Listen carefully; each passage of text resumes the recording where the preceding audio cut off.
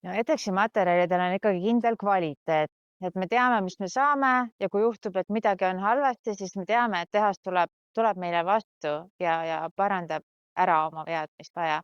Et mitte iga tehase puhul ei saa selles kindel olla ja valik on väga suur, et EDEX-i materjale meil on katusematerjalid, meil on fassaadimaterjalid, erinevad tüübid, on voodrilauad, on suured plaadid, on laineplaadid, on väikesed, et see valik on lihtsalt niivõrd suur ja täielik, et sealt leiab igaüks endale midagi sobivat.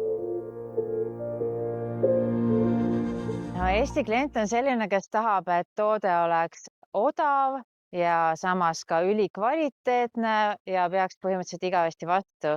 Et no päris kõike nagu ühes tootes ei saa, et ikkagi hea toode ikkagi ka maksab midagi, seda ei saa ainult sentide eest. Et siinkohal ma arvan, et EDEX-i tootevalik on, siin on hea hinna-kvaliteedi suhe, et materjalid on kvaliteetsed, samas nad ei ole ka ülikallid. No EDEX-i toodetes kahtlemata Eesti turul on kõige populaarsem ikkagi laineplaat. Et seda kasutatakse katustel üle Eesti, alates lautadest, sobib väga hästi, loomadele meeldib, kuni eramajadeni välja, aga suurtest fassaadiplaatidest on ikkagi meie arhitektide ja eraisikute lemmik on ikkagi läbi värvitud tektiva, Equiton tektiva plaat, sest see on selline looduslik, loomulik.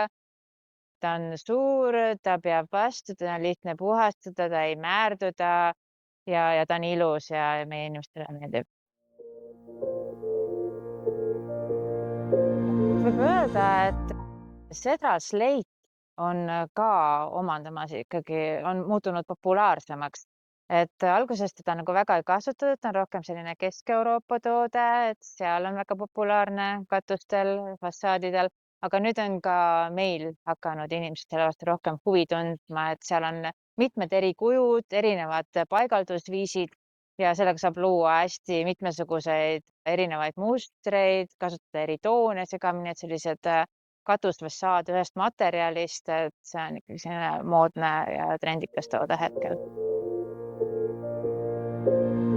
Ja sellised suured sündmused, kus kõik tulevad kokku, saavad omavahel suhelda, on väga olulised, et muidu arhitektidega suhtlus on paljuski selline üks-ühele, et sa lähed materjalidega büroosse kohale või tullakse meile külla, aga siin on korraga võimalik tabada väga palju inimesi, saab olla rahulikult looduskeskkonnas, süüa-juua, tunda ennast mõnusalt ja ei ole nagu pinget, et ma pean nüüd kuulama seda toote tutvustust, et kes tahab, tutvub, kes tahab, küsib, kes tahab, on niisama. Võib-olla mõnel meenub millalgi hiljem, et oli selline tore toode, et uuriks selle kohta lähemalt.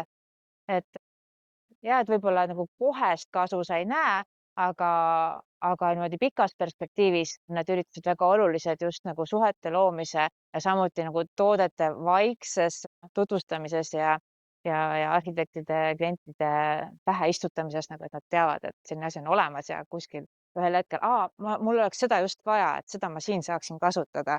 Ja siis tal tuleb meelde see üritus ja see ilus sügispäev, tuua inimesed kokku, näidata, mida meil on uut, pakkuda meelelahutust ja toredat olemist, et